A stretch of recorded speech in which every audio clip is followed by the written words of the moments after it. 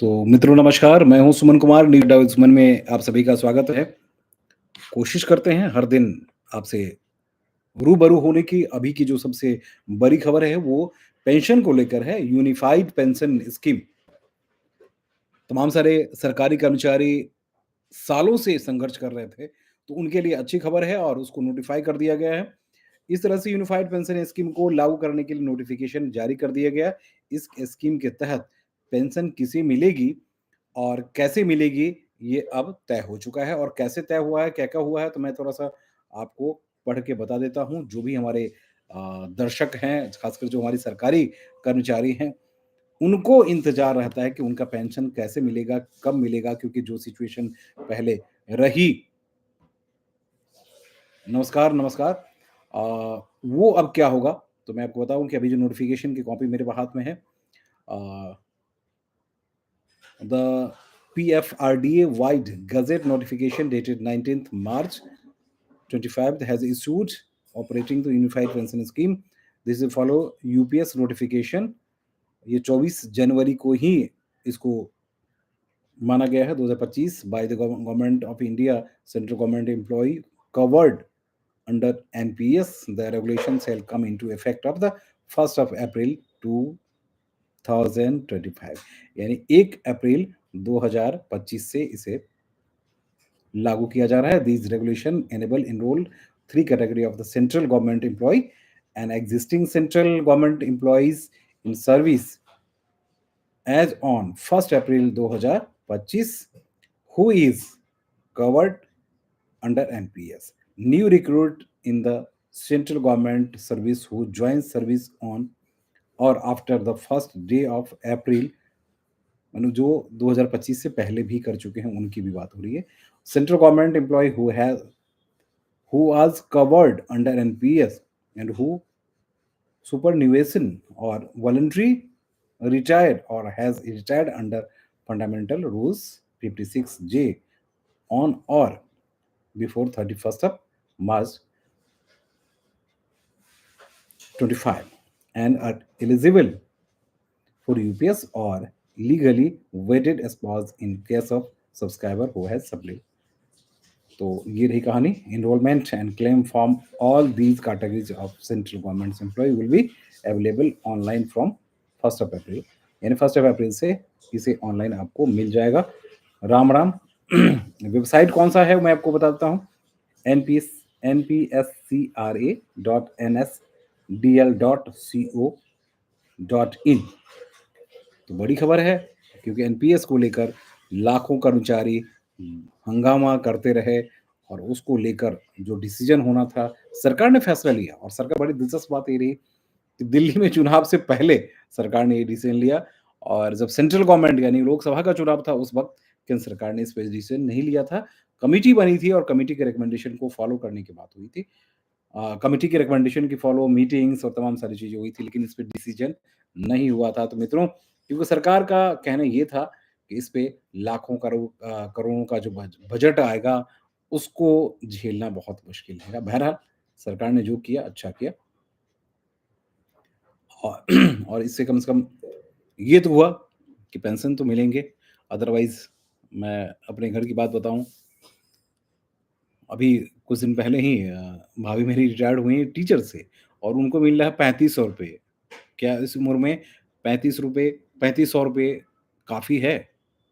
जब मेरे पिताजी रिटायर्ड हुए हैं तो उनके लगभग 35,000 40,000 के आसपास। तो इस उम्र में आकर इस तरह के बजट अगर आपको दिए जाए तो वो काफ़ी नहीं होता है। ज़िंदगी चलती है, दुनिया हेलो, हेलो पवन पवन जी। बिल्कुल सर डीसीडी में कुछ बताओ बिल्कुल अभी आप चर्चा करेंगे। ज़रा खबरों की चर्चा कर रहे थे कि आज क्या-क्या रहा। तो ये तमाम सारी चीज़ें ऐसे रही क्योंकि पेंशन बहुत बड़ा मसला है और इसमें लाखों एम्प्लॉयी हैं, जो सालों से इंतज़ार कर रहे थे क्योंकि 2003 के बाद ही पूरे मसले उलझा कर रख दिए गए और उसके बाद जितने एम्प्लॉयी रहे, उनको कुछ ख़ास नहीं मिला। सरकार गाहे-बगाहे उनको घुमाती रही, लेकिन विधानसभा चुनाव से पहले जो कुछ हुआ, वो अच्छा हुआ। और कम से कम नोटिफ़िकेशन जारी हो गया, तो इसके साथ ही 1 अप्रैल से इसे लागू भी किया जाएगा। अब उसके लिए फ़ॉर्मेलिटीज़ जो है उसमें ऑनलाइन भरिए और बहुत ज़्यादा परेशान होने की ज़रूरत इसलिए नहीं कि इस एनपीएस के आ जाने से कम एक रास्ता तो साफ़ हुआ कि भई आपकी सैलरी का 50% आप जब रिटायर होते हैं, उस वक़्त आपको पेंशन के तौर पे मिलेगा। जो भी रकम होगा और इतना मिलता है तो बहुत बड़ी बात होती है ना? एक बड़ी बात होती है और मुझे लगता है कि इससे सबों को फ़ायदा होगा। केंद्र सरकार के ऊपर बोझ तो है लेकिन केंद्र सरकार उस कर्मचारियों का जिसने सालों अपनी ज़िंदगी गँवा दी, है ना? अपनी मतलब जवानी से लेके बुढ़ापे तक गँवा दी और उसको लास्ट में वो जाता क्या कुछ लाख रुपए मिलते हैं, उसके बाद पेंशन कुछ होता नहीं है। बुजुर्गियत में आपको हॉस्पिटल के दौरे लगाने पड़ते हैं। उसके बाद क्या-क्या परेशानी होती है, उसे कहने की ज़रूरत नहीं है। और जो शहर की हम बात करते हैं, जिस शहर में हम लोग रहते हैं, यहाँ बच्चे आपके साथ होंगे या कहना मुश्किल है। यहाँ आपको सेपरेट ही रहना है ना? तो तमाम सारी चीज़ें हैं जिसके लिए जो डिसीज़न लिया गया वो बहुत अच्छा लिया गया और मुझे लगता है कि एक अच्छा डिसीज़न है और इसका अच्छा इम्पैक्ट भी होगा। अब हम चलते हैं आज जो खबरें हुई मित्रों, आज बिहार की कुछ खबरें ऐसी हैं जो बड़ी इंटरेस्टिंग है और उसे रूबरू होना बहुत ज़रूरी है। वहाँ के मुख्यमंत्री नीतीश कुमार को लेकर काफ़ी कुछ देखने को मिला कि वहाँ राष्ट्रगान की शुरुआत हो रही है और उनकी मनःस्थिति देखने लायक थी कि वो अपने वो चीफ सेक्रेटरी को कह रहे हैं कि बाहर चलो, बाहर चलो, बाहर चलो। तो आप सोच सकते हैं कि बिहार के मुख्यमंत्री जो हैं वो किस तरह से उनकी मनःस्थिति क्या है? हम दिल्ली की चर्चा करेंगे, दिल्ली की चर्चा के लिए आप लोग बने रहिए। अभी दिल्ली की चर्चा करेंगे थोड़ा नेशनल खबरों की भी हम चर्चा कर लेते हैं कि नेशनल आखिर हो क्या रहा है। तो आज संसद की हम चर्चा करते हैं कि संसद में क्या हुआ? तो मैं आपको बताऊँ संसद में नागपुर मसले को लेकर फिर उसके बाद जो चीज़ें हुई, उसके बाद अब परसिमन को लेकर डीएमके अब लोकसभा और राज्यसभा के परिसीमन की तैयारियां चल रही है, उसको लेकर तमाम सारे मसले हो रहे हैं, तमाम सारी चर्चाएँ शुरू हो गई है। लेकिन डीएमके को नहीं चाहिए, है ना? कभी भाषा को लेकर के हिंदी आप थोप रहे हैं, अब संस्कृत आप थोप रहे हैं, कभी किसी भाषा को लेकर, कभी किसी भाषा को लेकर, तो वो तमाम सारी चीज़ें शुरू हो गई है। तो ये तमाम सारी बातें ऐसी थी जो संसद में क्योंकि आज संसद में दोनों सदनों में हंगामा होता रहा, डीएमके के जो सांसद थे उन्होंने हंगामा किया और हंगामा इतना ज़्यादा हो गया कि उसके बाद सदन की कार्रवाई रोकनी पड़ी और कल 11 बजे तक के लिए रोक दिया गया। तो आज सदन की कार्रवाई में भी बहुत कुछ खास नहीं रहा, है ना? सदन की कार्रवाई में कुछ खास नहीं रहा, हंगामे की भेंट चढ़ गया पूरे दिन। देखिए, परिसीमन तो होनी ही चाहिए, जब तक परिसीमन नहीं होगा तो फिर कैसे क्योंकि इतनी ही संख्या क्यों होनी चाहिए? मैंने 542, 543 क्यों होनी चाहिए? जब देश की जनसंख्या 130 करोड़ से लेकर 150 करोड़ के आस-पास हम पहुँचने को तैयार हैं। हाँ, सीमाएँ हमारी वही है, लेकिन वोटर की संख्या बढ़ रही है, तो उसी तरह से अब सीटों की संख्या भी बढ़नी चाहिए, भागीदारी भी बढ़नी चाहिए और सभी पार्टी को इसे स्वीकार करना चाहिए, मुझे लगता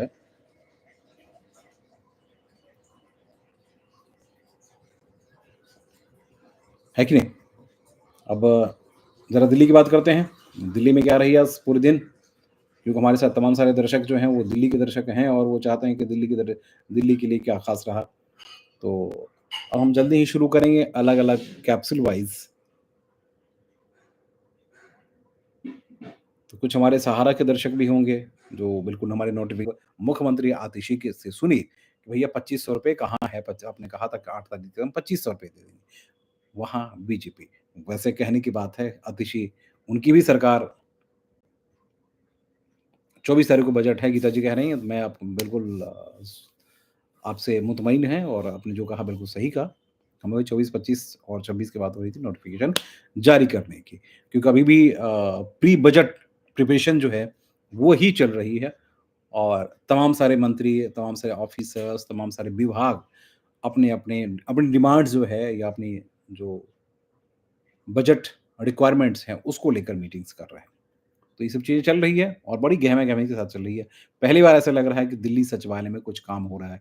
सीएम अगर थर्ड पे बैठ रही हैं तो 5th पे 6th पे मंत्री हैं, लगातार मंत्री आ रहे हैं, अधिकारी आ रहे हैं और ऐसी गहमा-गहमी लग रही कि ब वाक़ई में अब आप चलते हैं बिल्कुल हमारे तमाम सारे साथी जो बिल्कुल इम्पेशेंट हो रहे हैं। गीता जी बार-बार कह रही हैं कि भई हमारे लिए कुछ खबर है कि नहीं? तो सीवीडी के लिए खबर है, खबर है, खबर है। आप लोग सरकार के एजेंडे में हैं क्योंकि इस मसले को लेकर आज भी मंत्री से चर्चा हुई। उनका यही कहना था कि एजेंडे में है लेकिन 25 24-25 को बजट पेश करना है। तो उससे पहले अभी हम लोग सिर्फ़ और सिर्फ़ बजट फ़ोकस कर रहे हैं। क्योंकि already lieutenant governor VK Saxena पहले ही जो पिछले सप्ताह जो बैठक हुई थी, उसमें क्लियर कर दिया था कि भई ये हमारे एजेंडे में हैं। अब इनका प्रारूप क्या होगा? प्रारूप पहले की तरह नहीं होगा, प्रारूप अब चेंज कर रहे हैं क्योंकि आम आदमी पार्टी ने जो भी कुछ किया, उसको ये फ़ॉलो करके या उसको कंटिन्यू नहीं करना चाहेंगे। जैसे बस मार्शल्स की बात हो रही थी कि बस मार्शल्स को क्या एज़ इट इज़ कंज़्यूम करेंगे, यानी एज़ इट इज़ उनको लगाएँगे। तो मुझे जो मेरे पास इन्फॉर्मेशन है कि एज़ इट इज़ लगाने की बात नहीं हो रही है, बल्कि उनके उनके लिए कुछ ऐसी इस तरह का क्राइटेरिया फिक्स की जा रही है, नाम भी चेंज करने की बात हो रही है, नाम भी चेंज कर दिया जाए और अलग-अलग जगहों पे इनका इस्तेमाल कर सकते हैं। इनको रिक्रूट किया जा सकता है। या तो एम देखिए, सरकार चाहे तो एमटीएस के तौर पे एमटीएस में कम से कम ये तो होता है कि 60 साल तक आप बने रहेंगे। सैलरी आपकी फिक्स होगी। पहले की तरह आप परमानेंट नहीं होंगे, कॉन्ट्रेक्चुअल ही होंगे लेकिन सैलरी फिक्स होगी, उसके हिसाब से फिर आपका ग्रोथ होता है। और इसलिए फिलहाल हाँ, जो 40 विभागों की बात थी तो मैं आपको बता दूँ इसे कि सीवीडी को लेकर है, चर्चा हुई है और चर्चा हुई ही नहीं है बल्कि एलजी के संज्ञान में है, एलजी की जानकारी में है और एलजी की जानकारी के साथ-साथ सीएम की भी जानकारी में है। और क्योंकि अभी आप लोग इंतज़ार कर रहे हो और ये पहले वादा करके ही आए हैं, ऐसा नहीं कि भई इतनी आसानी से इनको आप छोड़ देंगे और छोड़ना भी नहीं है। गीता जी, बिल्कुल बने रहिए, परी कुमार जी, राम-राम जी। है कि नहीं? संदीप जी, दास कैडर की ट्रांसफ़र का कब स्टार्ट होगा? संदीप जी, दास कैडर में थोड़ा-सा वक़्त लगेगा अभी क्योंकि ऑफ़िसर्स अभी हैं नहीं। अभी जो अर्जेंसी वाले डिपार्टमेंट्स हैं, वही इधर से उधर किया जा रहा है। जैसे कुछ ऑफ़िसर्स यहाँ आए, कुछ ऑफ़िसर उधर गए, कुछ ऑफ़िसर जैसे बाहर से आ रहे हैं, क्योंकि 17-18 आईएएस ऑफ़िसर जो हैं, दैनिक ऑफ़िसर जो हैं, उनको उनकी भी लिस्ट बनी हुई है एमएचए में, जो कल, परसों, तरसों तक जो मेरे पास इन्फॉर्मेशन है, इस सप्ताह के अंत तक उसको नोटिफ़ाई कर दिया जाएगा। अब वो लोग, है ना? जैसे उनकी नियुक्ति होगी क्योंकि अभी 7-8 ऑफ़िसर तो अलग-अलग विभागों से उठाकर मंत्रियों के सेक्रेटरी के तौर पे उनको दिया गया है, जबकि वहाँ से जो ऑफ़िसर अभी निकले हैं, उनको रिक्रूट नहीं किया गया है, जबकि उनको भी कर देना चाहिए क्योंकि बिठा के आप रखना तो उचित नहीं है। लेकिन सरकार है, तो सरकार अपने तरीके से काम करती है, जो मुझे लगता है। तो वो एक लक्ष्मण प्रजापति, राम-राम लक्ष्मण जी। इसलिए हम लोग आज मैं जल्दी इसलिए जल्दी आ गया क्योंकि मुझे लगा कि भैया फिर हम विलम्ब हो जाते हैं या किसी न किसी मसले में फँस जाते हैं तो हम लाइव नहीं कर पाते, नहीं जुड़ पाते। और बस मार्शल्स जो तमाम सारे हमारे साथी हैं, उनके लिए मैं बताना चाहता हूँ क्योंकि रिक्रूटमेंट के लिए उनको पॉलिसी चेंज करनी पड़ेगी, अपने तरीके से नए पॉलिसी लाने पड़ेंगे। वैसे इसके लिए ऑलरेडी पहले से राम-राम शिव जी। देखिए, मार्शल को ड्यूटी मिलेगी, लेकिन मार्शल को दूसरे तरीके से ड्यूटी मिलेगी, जो मेरे पास इन्फॉर्मेशन है। क्योंकि बसों में नहीं, बल्कि बसों के अलावे और भी बहुत सारी चीज़ें हैं, बहुत सारे विभाग हैं, बहुत सारे सरकार के पास संयंत्र हैं भई, थोड़ी बहुत नहीं है, बहुत ज़्यादा है। और जैसे स्कूल है, तो स्कूल में क्या भई तकरीबन-तकरीबन 2000 के आस-पास इनके पास स्कूल है। 1200, हाँ, 1200 के आस-पास स्कूल की बिल्डिंग्स हैं, जो डबल पार्डी में जहाँ बच्चियाँ पढ़ते हैं, है ना? तो सरकार वहाँ किसी प्राइवेट एजेंसी को देकर इन्होंने हायर किया है। तो वहाँ अपनी ही एजेंसी के थ्रू या किसी न किसी एजेंसी को देकर, जैसे कि अलग-अलग विभागों में मैंने देखा कि भई सरकारी विभाग में भी जो अ, ट्रेन्ड पर्सन है उसको भी हायर करती है, सरकार करती है। तो उसी तरह से कुछ न कुछ रणनीति बनाएगी और इसको वो कंज़्यूम करेगी। सरकार जहाँ विफल हो जाती है, जैसे कि अब अभी जो उन्होंने कहा कि एनडीएमए या डीडीएमए और फाइटर्स उसके लिए भी अलग से इनको चाहिए, उसके बाद दिल्ली पुलिस के लिए भी अलग से चाहिए। अब देखिए दिल्ली पुलिस और दिल्ली सरकार के बीच में कोऑर्डिनेशन बढ़ गई है। अब डीसीपी से लेकर ऊपर तक जितनी ट्रांसफर पोस्टिंग होंगी उसमें सीएस की भी, हमें या मुख्यमंत्री की भी बात सुनी जाएगी। तो एक अच्छी बात है, अच्छी पहल है। राम, राम जी, रजनी जी। राहुल सिंह, राम, राम। राहुल भाई, आयुष राज, राम, राम। तमाम सारे साथी आइए, अभी हम चरमूल चर्चा करेंगे।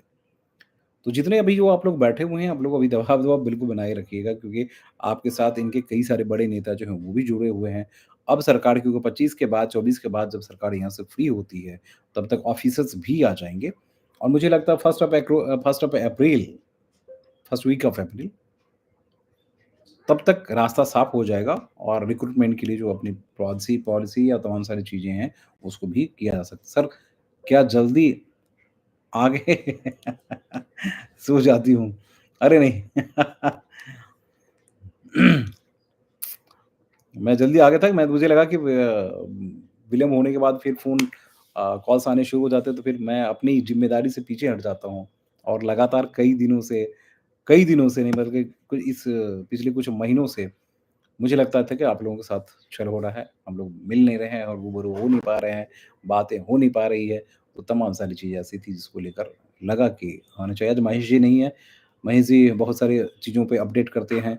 आज भी जोशी जी ने फ़ोन करके उनसे पूछा कि क्या हो रहा है? अभी कुछ डेटाबेस तैयार करने की बात हो रही है, गीता जी, आप लोगों के साथ भी ऐसा हुआ क्या?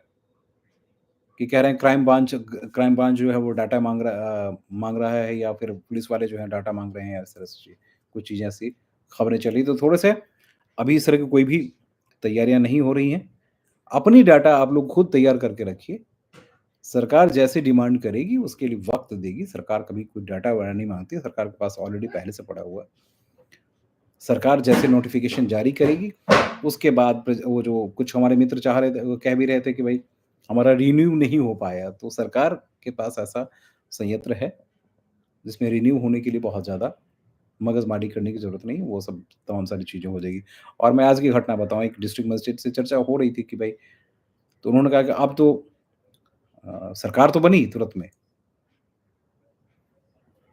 नहीं, सरकार अब देखिए भाई राहुल जी, उम्मीद मत तोड़िएगा। पवन जी, हाँ, कोर्ट की सुनवाई होती है, लेकिन कुछ अधिकारी बड़े शैतान होते हैं। ये बात आपने सही कही। कुछ अधिकारी शैतान होते हैं, उन्हें लगता है कि जितना हम इसको बढ़ाते जाएँ, लोअर कोर्ट है तो हाई कोर्ट है तो फिर सुप्रीम कोर्ट या फिर ट्रिब्यूनल है तो ट्रिब्यूनल पहले जाइए।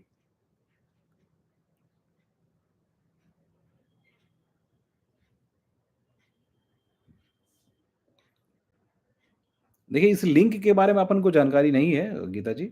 वो लिंक कहाँ से आया था? क्या सरकार ने या होम सेक्रेटरी ने डिमांड की थी? उसको देखिएगा।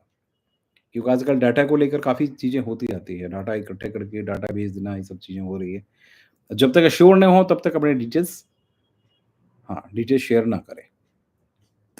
है कि नहीं? क्या दिल्ली पुलिस ने डाटा इकट्ठा करवाई कहाँ से? क्योंकि मेरे पास ये इन्फॉर्मेशन आई थी, तो मैंने पूछा कहीं से डाटा कहाँ से, तो हो सकता है कि लेकिन उसके लिए लिंक जो बनाए जाते हैं, वो किस तरह के लिंक है, उसकी भी जाँच कर लीजिए। अभी मार्शल की तरफ से दिया गया, मार्शल में इनके आप ही के मित्र होंगे, तो उनसे ज़रूर आप सवाल कर लीजिए कि भई आपको कहाँ से मिला है और कहाँ से कहा गया है ना?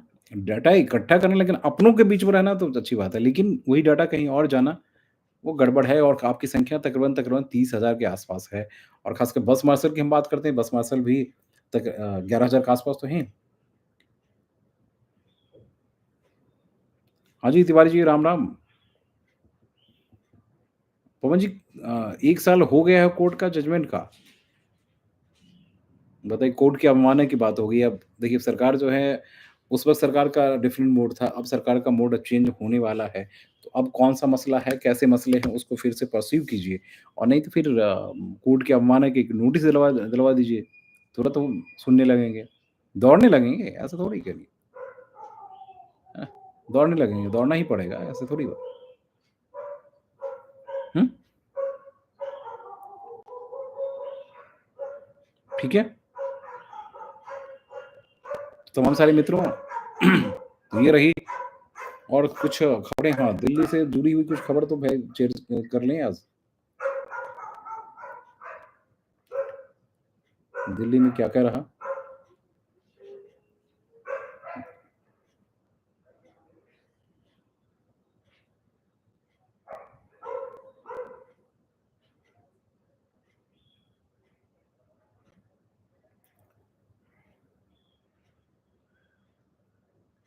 किसानों को लेकर हंगामा जो उस पे काफ़ी चर्चाएँ हुई है। किसानों का जो वहाँ से केजरीवाल बेचारे का जो मोह भंग हुआ है, वो एक बहुत बड़ी दिलचस्प बात है। और दिल्ली में एक और भी चीज़ हुई है, आज इफ्तार पार्टी भी थी, कांग्रेस पार्टी ने दी है। जो बड़ा मसला था आज, वो मसला वही था, पंजाब में जो किसानों के साथ हुआ वो।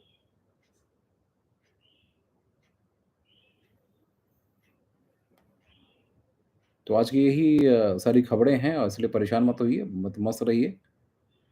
और कल फिर मैं कुछ न कुछ खबर लेकर आऊँगा। कोशिश मेरी यही होगी कि डेली मैं आप लोगों के साथ रूबरू हो जाऊँ। ठीक है? और कोई सवाल हो तो अपना सवाल सीधे-सीधे दोहराइए। ये देखिए, मैं एक चीज़ जो दिखाना चाह रहा था, जब नीतीश कुमार की मैंने शुरू में चर्चा की, ये देखिए बेचारे।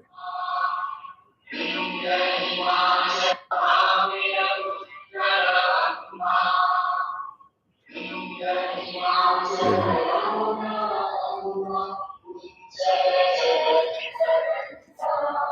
उठिएगा मत।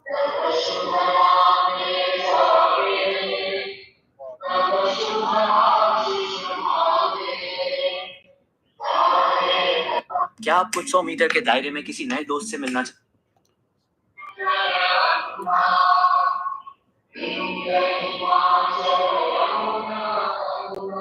ऊँच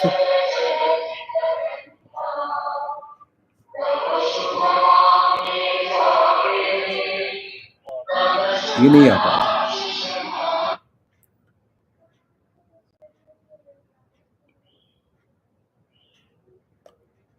और चलिए, बहुत अच्छी बात है। और क्योंकि आज मुख्यमंत्री बहुत उसमें काफ़ी व्यस्त रहीं, मीटिंग्स लगातार उनकी मीटिंग चल रही थी।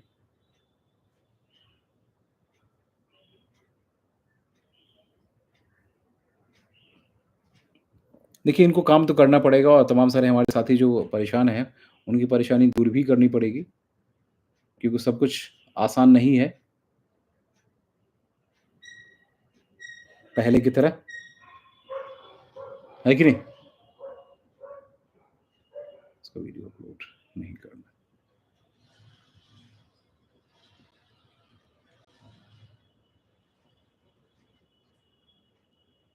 तो आप लोग फिर हम अपडेट करेंगे। रेडी?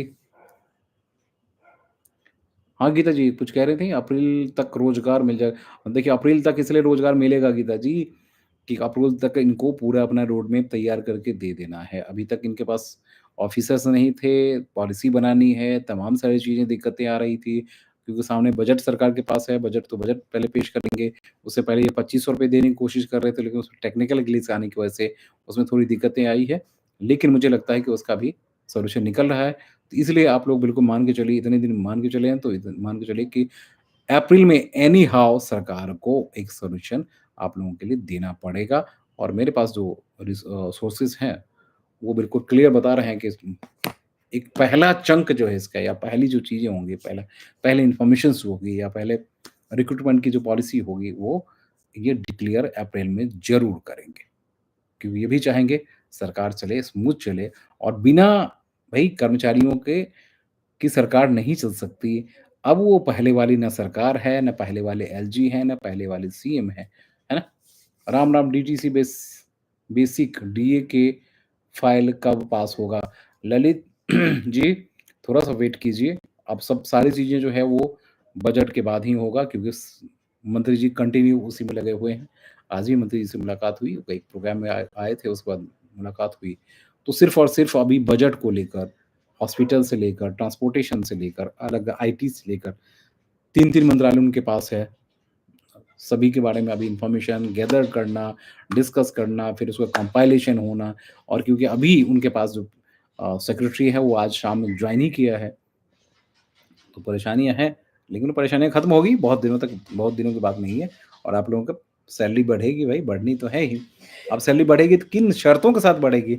हो सकता है उस शर्त में कुछ बदलाव हो जाए क्योंकि पहले वाली सरकार बहुत कुछ पास तो करती थी, लिखती ज़रूर थी, लेकिन अब जानते हैं कि वो काम हो नहीं पाता था कि वो टेक्निकल एरर जो है वो ग्लिचेज़ जो है वो आ जाते थे। लेकिन अब जो सरकार ग्लिचेज़ नहीं आने चाहिए कि तीनों लेयर पे भई यहाँ भी है, एलजी भी है, एचएम भी है और राष्ट्रपति भी हैं, तो अब वो दिक्कतें नहीं आनी चाहिए जो मुझे लगता है कि नहीं? तो चलिए शुभ रात्रि, फिर मिलते हैं कल। नमस्कार, शुभ रात्रि।